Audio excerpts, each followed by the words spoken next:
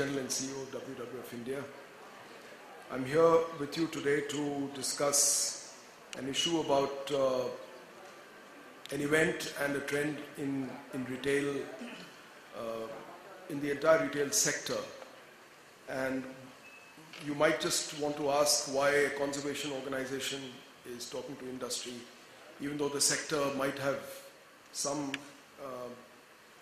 intangible connections to conservation in nature.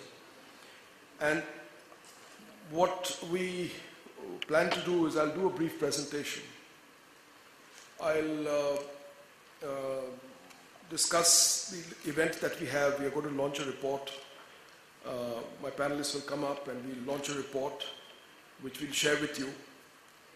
And this report sets out the trends that we would like to discuss on the retail sector in India. It may be early stages for the retail sector, which it is not if you really look at the entire market. We have to look at it from a completely different angle, which is why WWF has a role to play in this. We'll have the panel afterwards, and then, of course, we'll take questions and answers. But at this point of time, I'll just talk about what the presentation I'm making here. Basically, WWF works on conservation, and we look at the different trends in the world. And one of the things that we map is the human footprint. And here, it's no surprise to many of you, we are consuming 1.5 planets worth of resources at this point of time. So,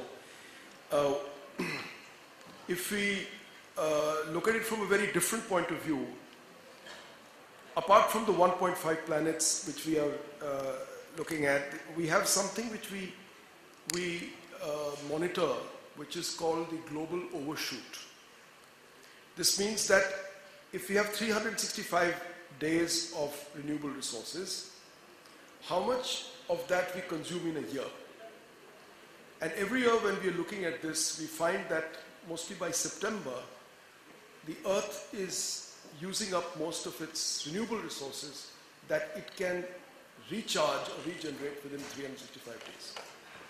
So it's like taking an overdraft from a bank without having the ability to repay it. And if the working capital goes, inflates itself in that sense, then obviously the business of living in the Earth, or the Earth as a living planet, depreciates. So this is something that we look at. And from 2003 to 2013, this has shifted closer to the end of September than into August, which means that we are becoming more and more unsustainable. I can talk a bit more about this, but I think you get the idea. What we see in terms of global trends is that while our expansion in population will go higher, consumption patterns will increase. Some of the things that really work with us in this consumption pattern are also animal protein, and all this is happening at a time when incomes are rising. There's a good economic effect into this, but there's another effect, which is the consumption, the velocity of consumption is also going to go up in this time. And this is where we see it from WWF's point of view, that the market demand for certain commodities actually threaten the priority places, and for us, some of the priority species that we work with across the world. And this is not just India. We're mapping this in Latin America, in Northern America, in Europe, of course in India, and also Southeast Asia. I mean, some of these,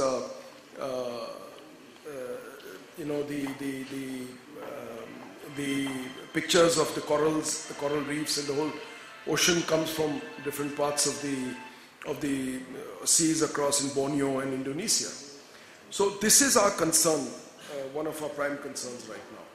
And the way we see this is that we map different commodities for the country, and in these commodities we try and see which are the important ones and what is the relation to the environment and consumption. Some of these are not available within India, but some of them are, and some of them throw up very surprising results. For instance, we look at this as number one producer, number one exporter, number one consumer. And you can see in terms of, for instance, the first one on the left is palm oil. We are the largest consumer of palm oil out of Malaysia and Indonesia, and the footprint of India in that part of the world is increasing. Our incremental consumption is going up year by year, and as a result of that, forests are going to be cleared in Indonesia and Malaysia to be able to sustain this kind of demand from India and China. We also, when we do this kind of research, we find, in terms of consumption, sugar uses water, it has effluents. Effluents go into river systems. It gets into our tiger landscapes, it gets into the effect, it affects the dolphin and issues like that. We also come up with something very surprising, is that we've got a very high footprint in terms of export of beef. Beef is buffalo, not cow meat at this point of time. And we've emerged now as one of the biggest exporters of beef out of our country. And on the way back, if you look at it, where the feed is coming from, where the sustainability of this trade is. So these are some of the commodities that we really study.